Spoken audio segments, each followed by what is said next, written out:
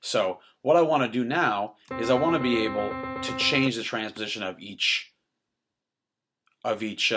step. So now if I go into this first step,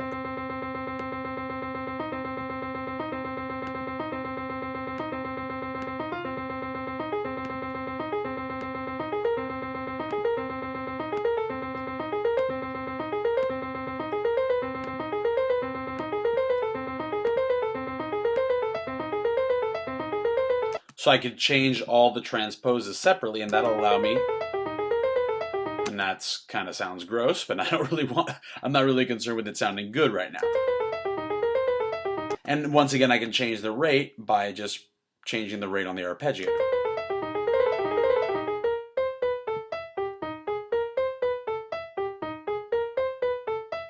So functionally, what I actually want to do is I want to take this transpose and I want to map it to each one to a different macro, like so.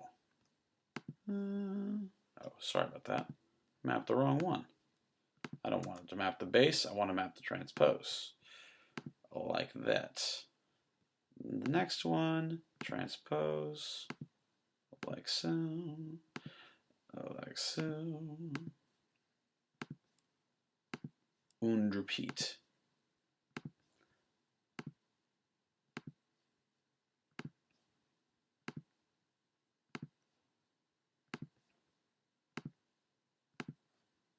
And remember that once you make this device rack, you're going to want to set these all at 0 before you save it. And that'll just sort of save it as a preset. Because remember that, see, the default is -36, which is a little bit extreme. So now,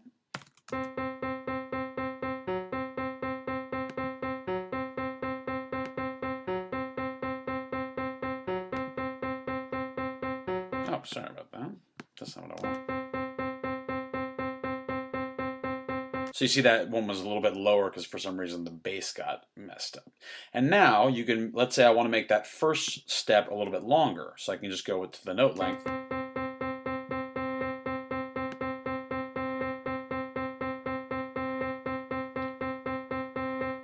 So you can see that now I have this step sequencer that for the most part can be used with any MIDI instrument. So I'm going to go ahead and select everything by selecting the first arpeggiator and then pressing Shift and then pressing the MIDI effect rack. I'm going to press Command G again.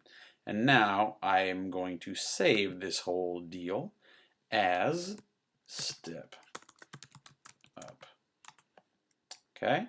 So now I can put any effect or any instrument right there. Let's say I want to use something from analog, so maybe a synth bass like Fat Leather.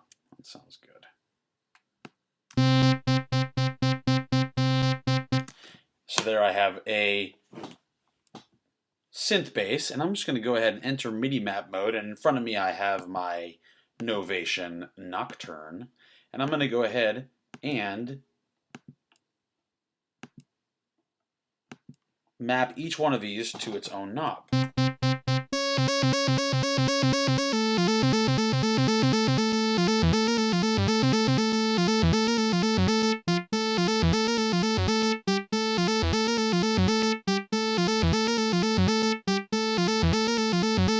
Something like that, and see, that sounds totally bizarro and kind of out of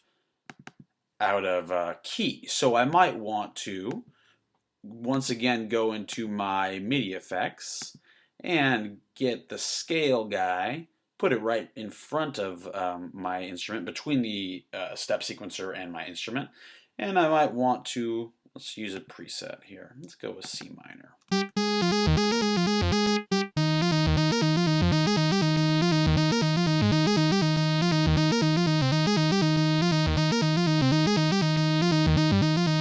So I'm not sure if you can see this, but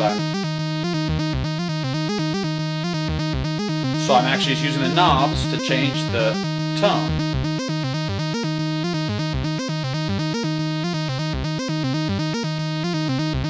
what I'm going to do here is I'm going to actually do one more thing here.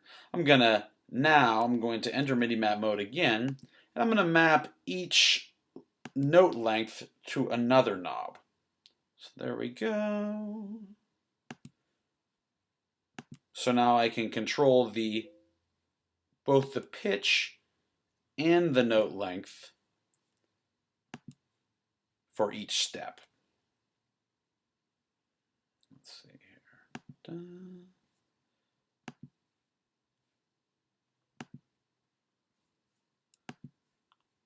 And this is the kind of thing you're probably going to want to save in a template, because you can see this being somewhat uncool to do every time. But I think that it's definitely worth it. Go ahead and exit MIDI map mode now.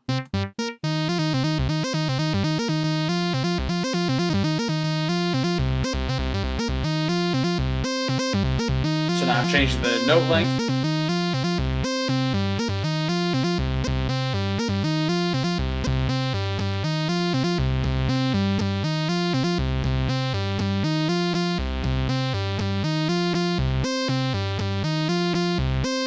Now I'm going to change the notes.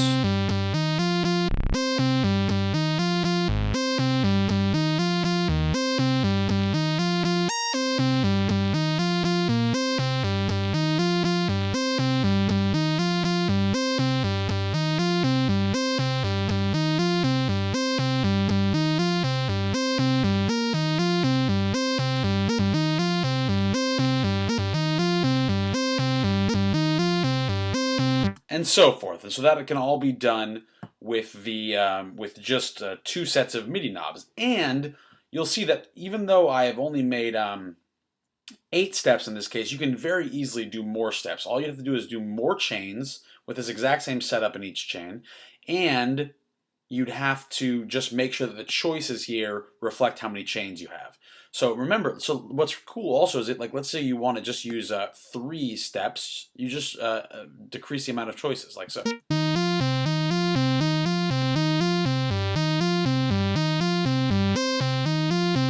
you kind of max out at 8. And also, if you want to do a different rate, you want to do triplets or something, you just change the sync rate of the arpeggio.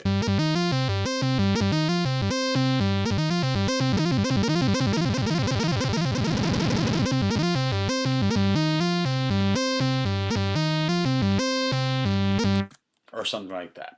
So hopefully that gives you an idea about how to make a melodic step sequencer, and a couple of different ways to MIDI map them to your controllers to make a whole bunch of really cool performance scenarios and composition scenarios and stuff like that. So I will be doing one about percussion step sequencers a little bit later on, but I figured this was enough to swallow for once. Okay, so have a great day, and if you have any questions, make sure to leave me a comment at the blog. Talk to you.